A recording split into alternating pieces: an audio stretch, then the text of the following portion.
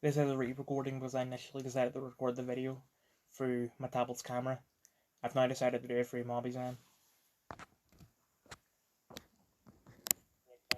Of the different Miles years of Assassin's Creed.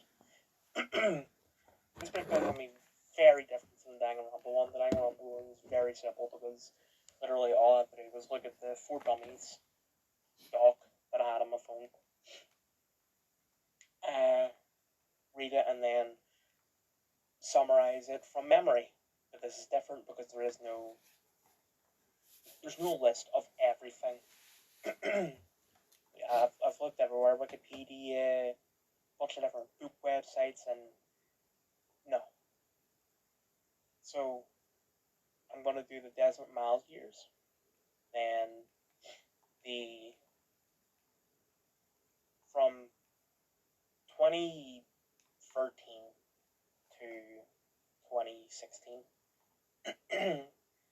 I don't know what I'm going to call that, because that's not including any books that were released between that time, except for possibly Heresy. Oh, by the way, I'm not doing the books other than Heresy, maybe.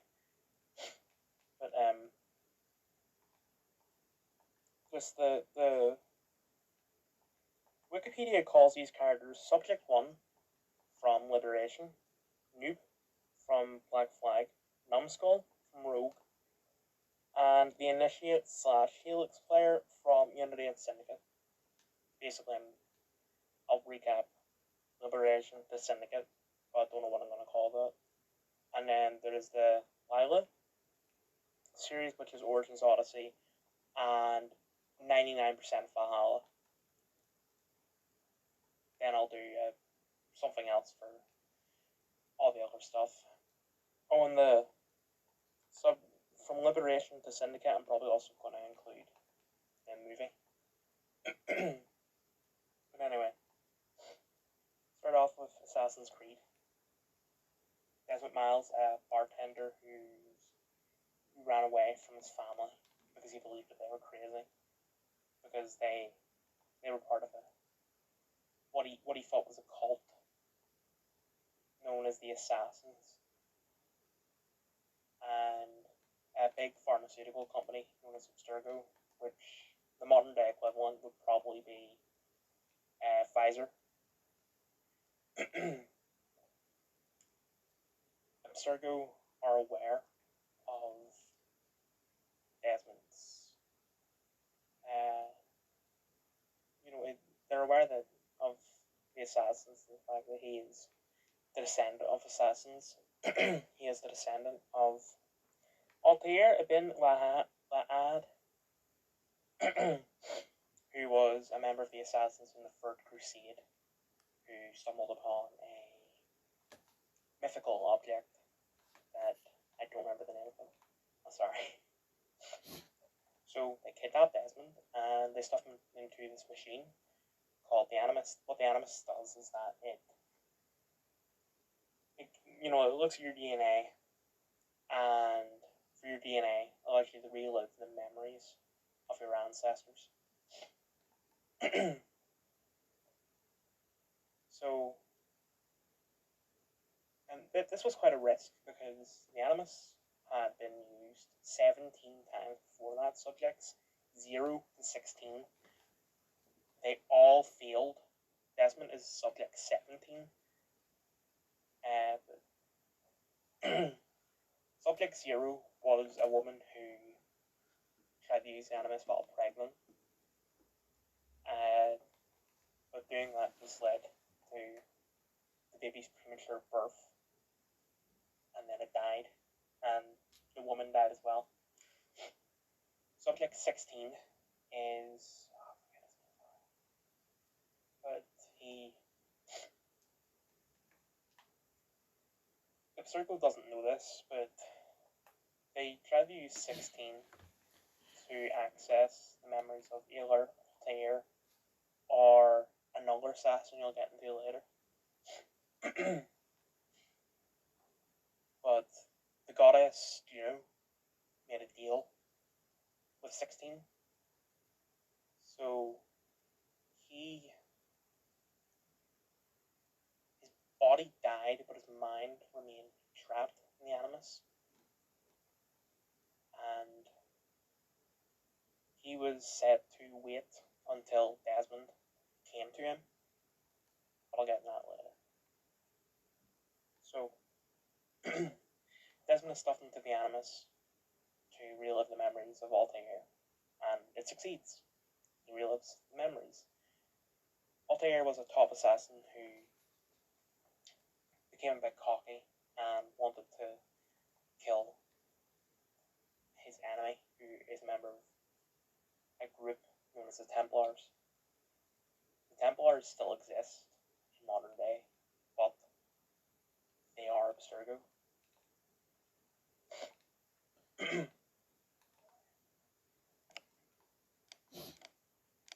Start the pauses there at the segment better. Anyway, so because he's so cocky, Altair fails in killing this man, and he escapes. Altair goes back to his mentor, and he gets punished.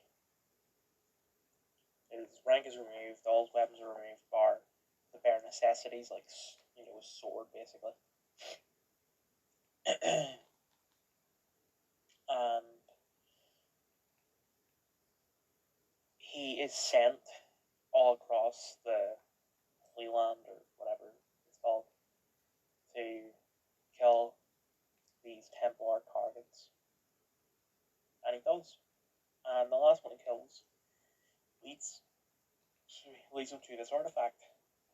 The one that I mentioned that Abstergo was looking for. So Altair recovers the artifact, gives it to his mentor, and then eventually his mentor goes crazy because of the artifact.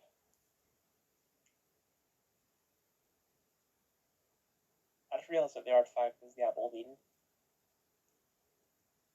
Because I swear it was another artifact. Whatever. I'll get into the Apple of Eden later. Yeah, I'll get into it later. So, Altair kills his mentor and recovers the artifact and notices that the artifact is a map that contains the location of other, what is known as pieces of Eden. I'll get into all that later. So Abstergo bring Desmond out of the Animus and say to him, we've got what we wanted, go to your chambers, I'll say. And he does. Then he realizes that something is wrong, because, I forgot to mention this, the assassins, through their, I think lineage is the correct word, whatever, their genes, have access to a sixth sense, known as eagle sense. Basically, they can identify whether things are friend, foe, important, etc., just by looking at them. Sort of like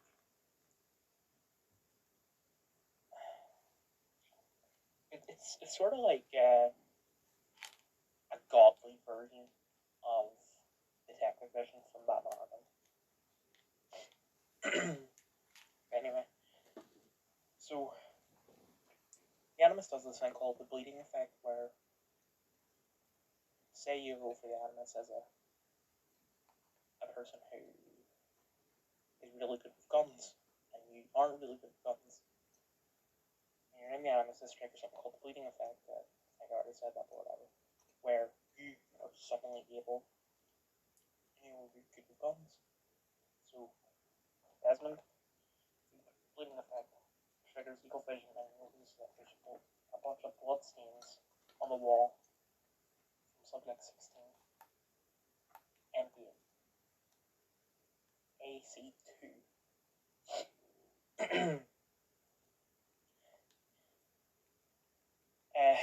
In 1599 or 1594, I think, Ezio Auditore da Firenze is born.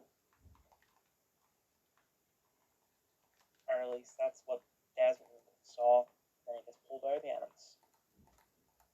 And a sort of assistant to the man running the tests in AC1 called Lucy. She says to Desmond, right, we need to go because she is an assassin undercover. They escape and they meet up with a couple of friends and they plug into a new animus where they pick up the memories of Ezio as an adult. And Ezio's entire family, bar his mom and sister, are arrested for murder, I think. Oh, sorry, Ezio, his mom and his sister were the only three that weren't arrested. So Ezio's two brothers and his dad were arrested. And Ezio visits his dad in prison. And his dad says, go to my room. There's this hidden passage. Here's how you unlock it. I have some evidence that proves my innocence. Grab that.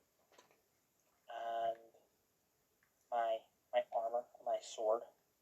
Wear my armor and sword. And bring the evidence to the judge. Ezio does it. And it turns out his dad is an assassin. And he grabs the evidence, brings it to the judge. The next day the trial's on. And the judge says, do you have any evidence to your innocence?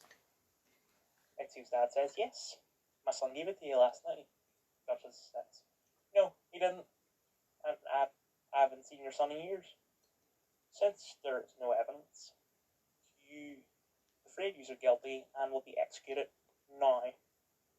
They get executed, and Ezio, his mum, and his sister go on the run. Eventually, they end up at this villa, and it turns out that it's sort of led by Ezio's uncle Mario. Is there a Super Mario reference? I'm not kidding. And Mario teaches Ezio all about fighting and killing all, so that he can get revenge. But Mario's hoping that he can train Ezio to become an assassin. Once Mario reveals his motives to Ezio, Ezio says, no, I just want revenge. But eventually Ezio caves.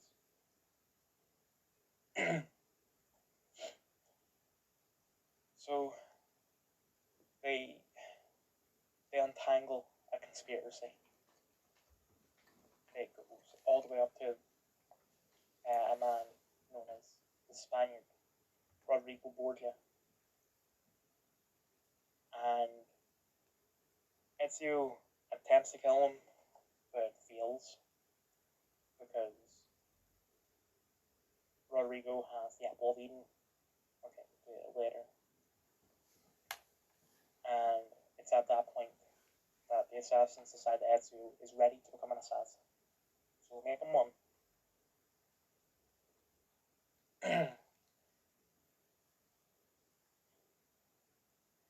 Eventually they relocate Rodrigo.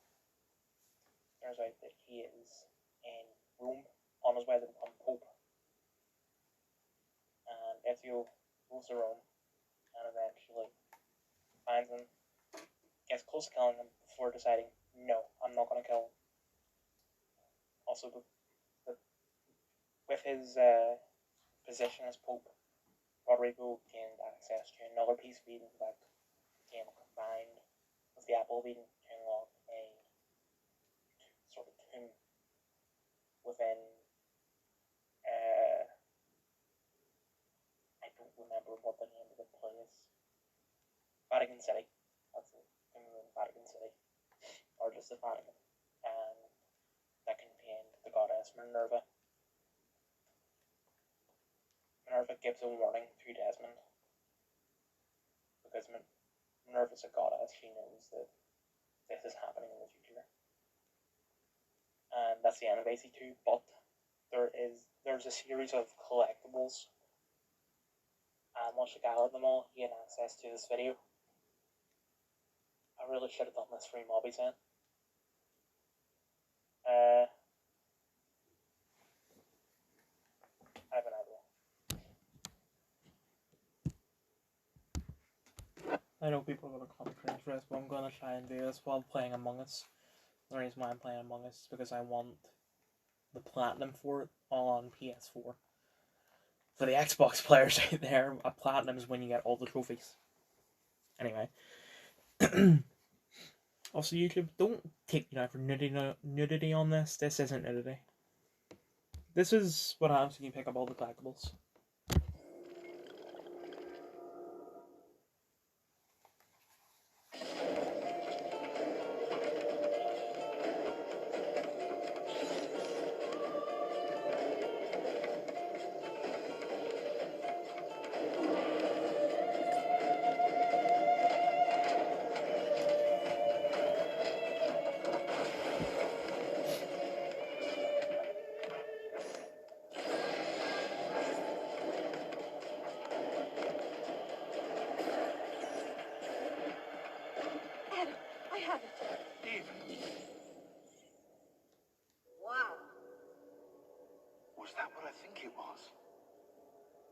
We'll send the video out for analysis as soon as Desmond's done in the machine.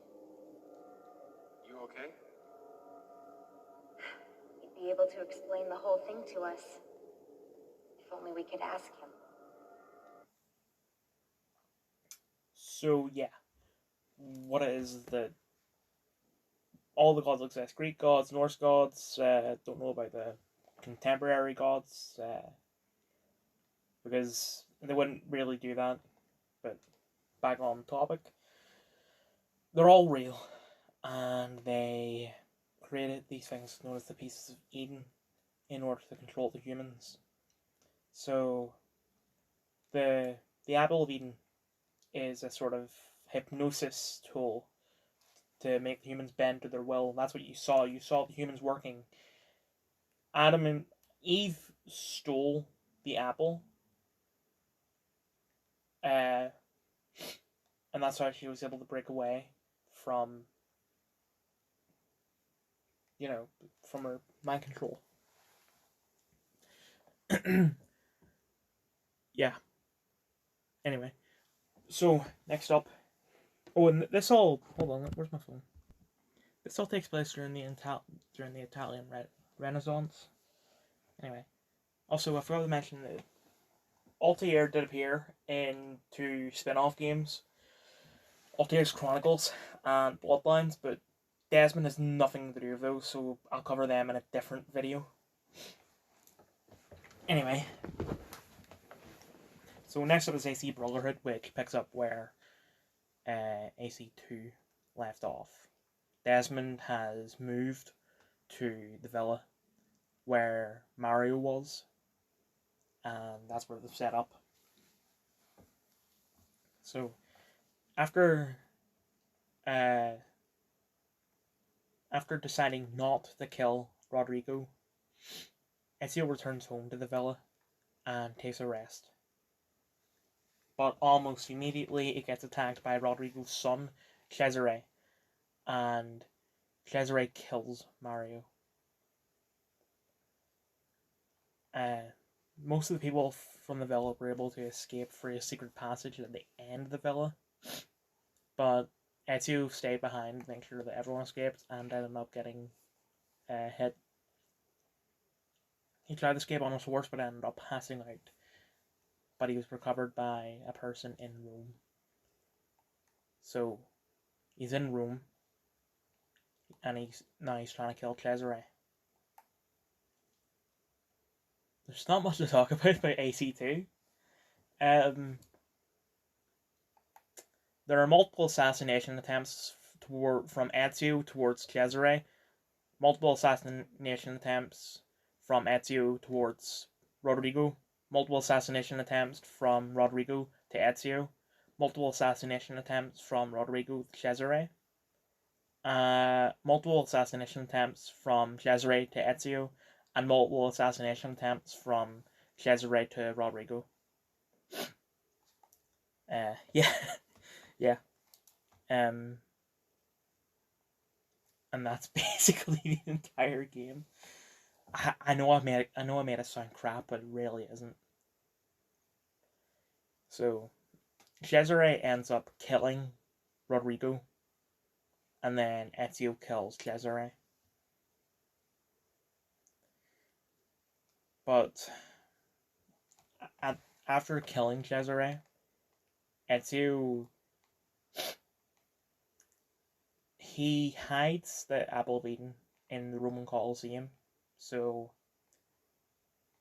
Desmond, Lucy, and the other two that I didn't mention their names, Sean and Rebecca, head there.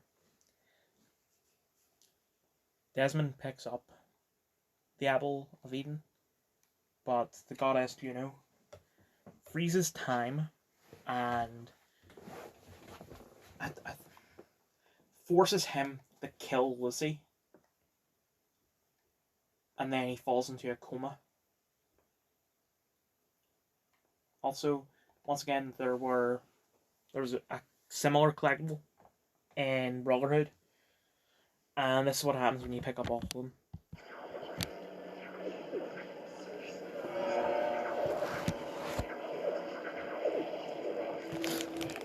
There's nothing here. Strange. I'm seeing a massive amount of data. What does he mean? The miracle is in the execution? I don't know. Some kind of commentary on nihilism? He's playing with us. Unless...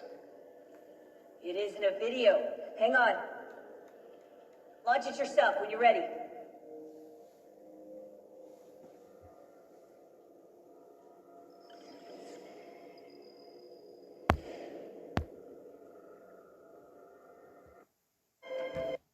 Massive parkour segment, but at the end,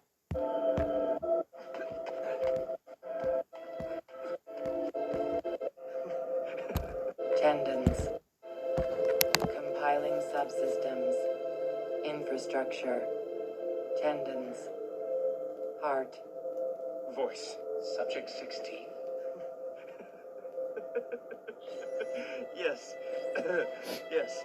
Subject 17. You're dead. I saw your blood. No time. It is far later than you know.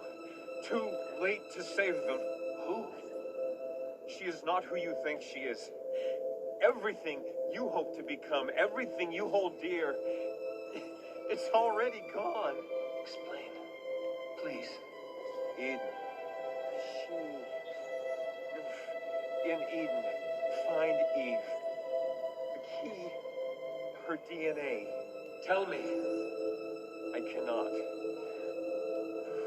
The sun. Your son. Too weak. Must replenish energy. Don't go. I am with you till the end. Find me in the darkness.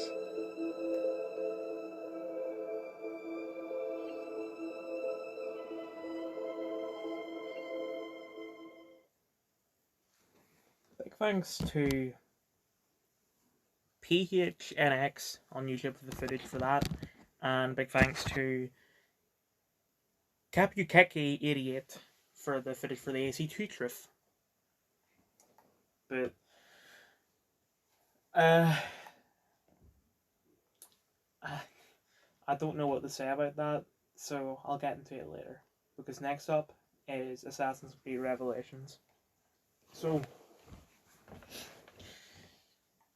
instead of trying to medically treat them, the assassins decide to put Desmond back into the Animus while he's in the coma.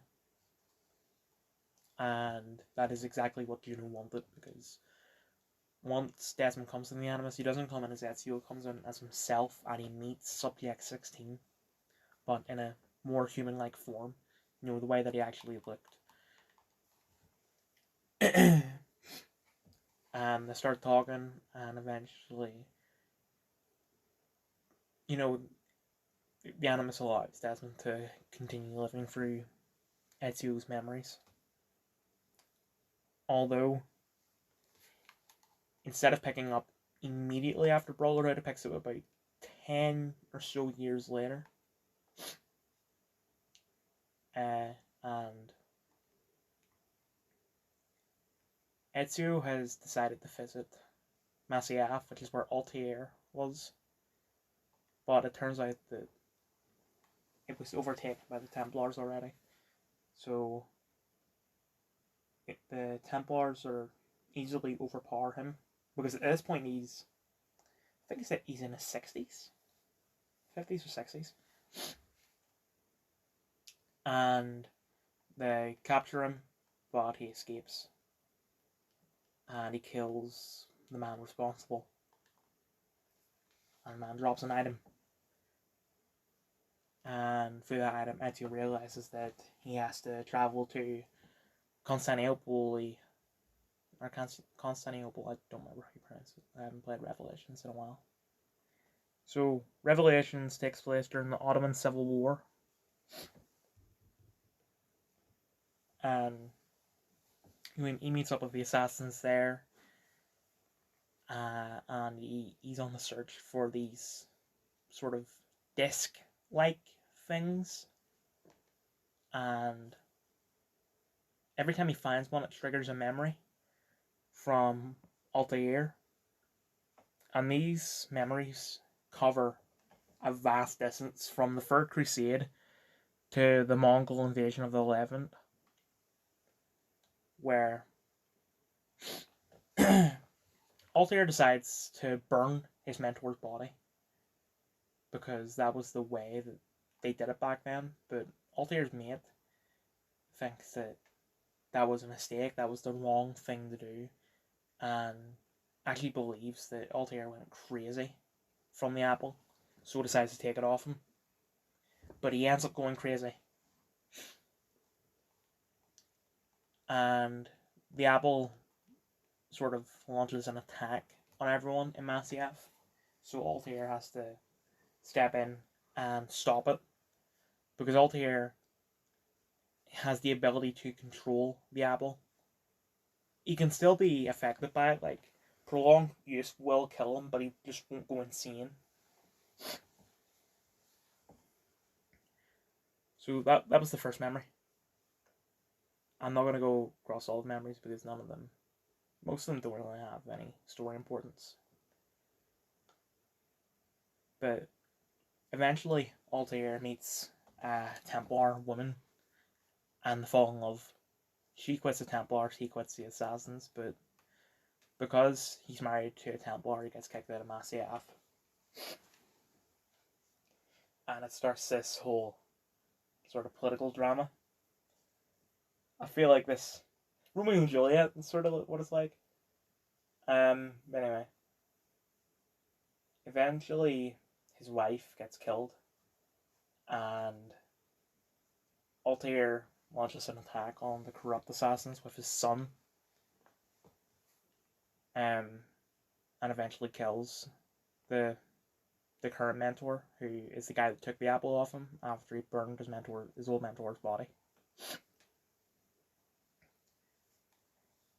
He then decides to retire, and he gives those keys to Marco Polo's dad. And he retires in this, I don't even know what you call it, but he retires in this place, and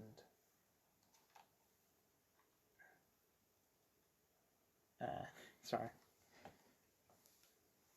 He retires, and the way the door works is that you have to use those 5 keys to get in, and he places the apple in there. But Ezio has that door.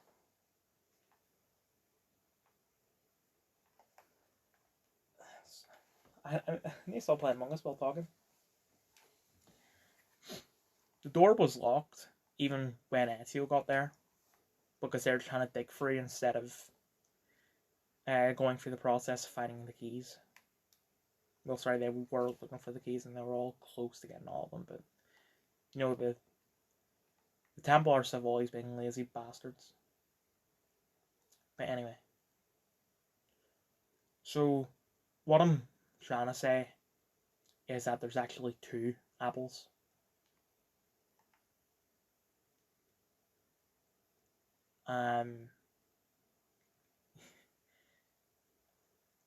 Yeah. I'm gonna pause this till I figure out what to say next. But in Ezio's time, he meets this woman called Sophia, and they fall in love.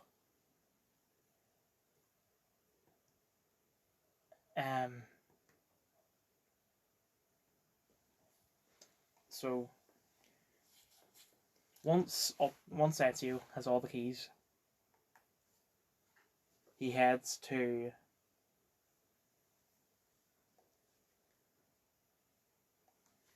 he heads back to Masyaf and opens the door and finds the second apple. This then triggers this triggers another god, I don't remember his name, to talk to Desmond, and the god explains that Adam and Eve died along with all the other humans in an I don't even know what you would call it, but you know, the sun caused everyone on Earth to die. Not climate change, it's something else.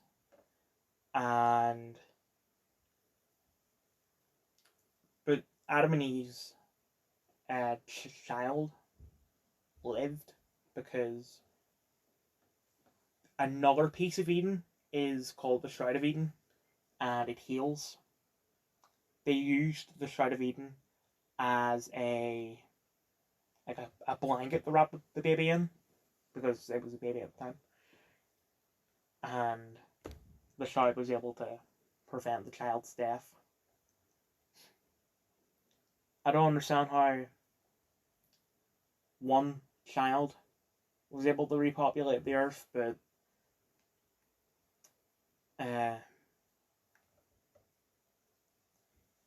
we call this suspension of disbelief. So,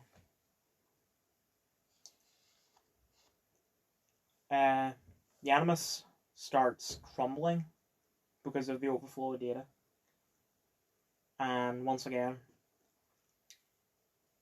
Juno planned this, and this is where Subject 16 comes in. 16 was able to use...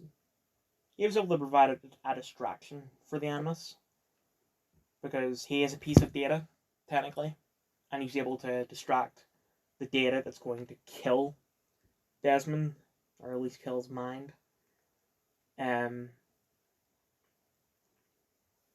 16 distracts the Animus from killing him, and this...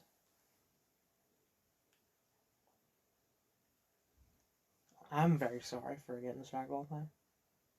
You know, he's able to get pulled out, and he wakes up right outside this cave. But before I get into the AC3, there was a DLC where you play as 16, and basically Juno caused 16 to die so that she can make a deal with him of sorts.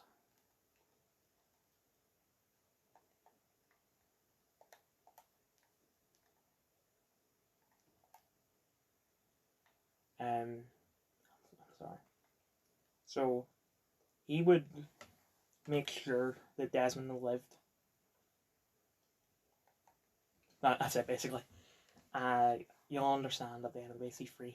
So AC3 picks up immediately after, where they walk into the cave and they set up the Animus there. The cave is where Juno is,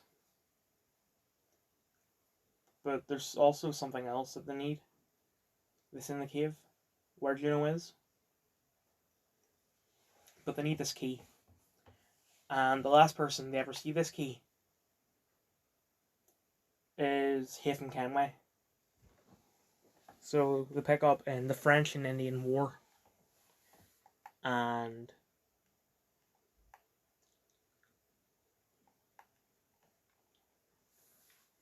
I'm very sorry.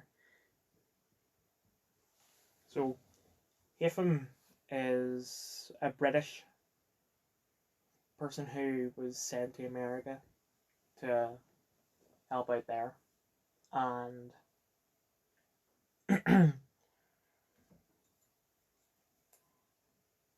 he does. I'm sorry, I was trying to like make it. I don't even know what the word is, but Hafen is a Templar. I tried to make it a surprise, but it just didn't work out. So, the first 4 chapters, he plays Hafen as a Templar, and you don't find out he's Templar till the end. But then it picks up where it's now the American Revolution, and you play as Ratonica Hayden. If that, I don't know how you pronounce it. It's like a Native American or Native Indian, whatever. I don't know, like, the Native American stuff. I don't understand the correct terminology or anything like that. I'm very sorry if I said something racist. But anyway. So, you know, as I said, he is Native American or whatever. And Charles Lee. I'm saying these names, like, if I don't explain who these people are, just assume that they're a historical figure, because Charles Lee was a historical figure. He burned down Ratonica players' village, and his mum died. But before she died, his mum was able to give him a sort of signifier of this. I don't know, she gave him something, and through that something, it triggers a vision where player speaks to Juno, and at the end of this vision, Juno provides the assassin symbol and tells him to go to this man, this old guy. And he goes to the old guy and eventually convinces him to try and be an assassin. And they start working in New York. But you can't work in New York with a name like Ratonica Hayden. So he chooses an American name, an English name. Connor Kenway, Hafen's son. And if I didn't already say that. So he works as an assassin trying to kill Charles Lee, who is the right hand man of Hafen. And Connor doesn't have a problem with killing his dad because his dad was never there for him. You know, it was a one night stand and he forgot to pull out. So he starts working and killing all of them, and then eventually Connor kills Hafen.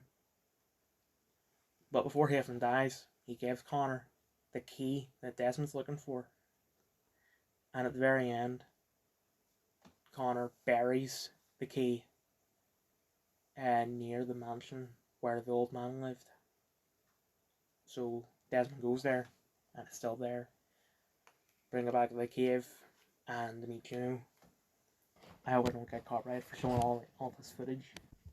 So, behind the wall that the necklace was... I didn't explain all this. There was a sort of magic barrier that they needed the necklace to get past it. And past it is this globe-looking thing, and also Juno. Juno explains that she forced Desmond to kill Lucy because Lucy actually wasn't an assassin, she was a Templar. Lucy's story is actually a bit confusing, but I think that she was an assassin who was sent in to, be a double A, the go undercover for the Templars. But the Templars found out that she was an assassin and brainwashed her into working for the Templars, while still, making the assassins think that she's with them. And, Lucy was going to betray them. But Juno couldn't have that. So she forced Desmond to kill her. And, well, after Juno explains that, Minerva appears, the girl from the end of AC2, the goddess from the end of AC2. And she explains that the reason why Juno wants all this to happen is because, I forgot to mention it, at the end of AC Revelations, with the male god, and explaining how the world nearly ended, he explains that it's going to happen again on the 21st of December 2012. And the modern day events so far have all taken place in 2012.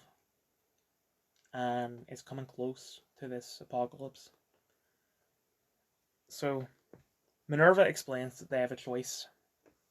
They can either let the crisis happen, and as long as they remain in the cave, they will still live, and they can come out and rebuild society.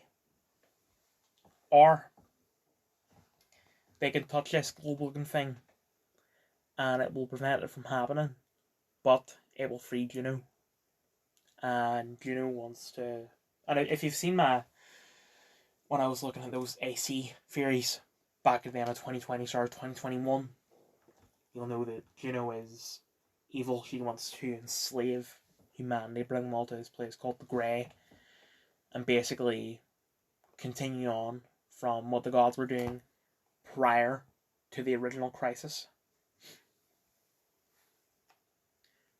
So, Desmond chooses... I was going to play this entire thing, but look at how long it is.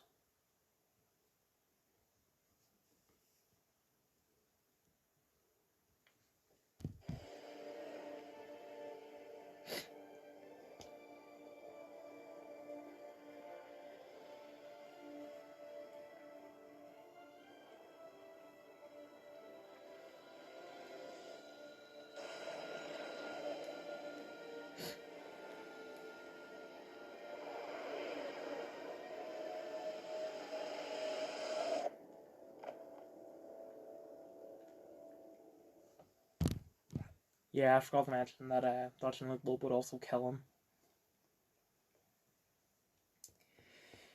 I didn't want to use the word crisis when it came to the crisis, because that's every time I say that word I think of Arrow.